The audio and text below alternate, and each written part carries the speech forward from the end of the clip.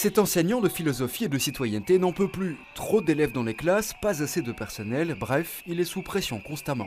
On nous répond à chaque fois qu'on a des propositions sur la taille des classes ou sur le fait qu'on ait besoin d'aide pour pouvoir bien, correctement enseigner, c'est qu'il n'y a pas d'argent.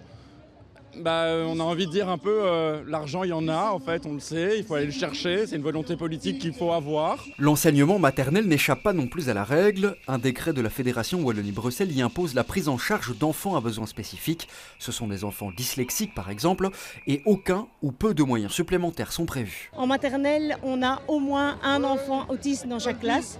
On passe nos journées à courir derrière, on ne sait plus enseigner. Du tout, on passe notre temps à courir derrière. On abandonne des enfants de 3 ans tout seuls. Donc je suis désarmée. Alors on n'est pas contre du tout les intégrations, mais on veut des humains pour nous aider. Tout seul, on ne peut pas.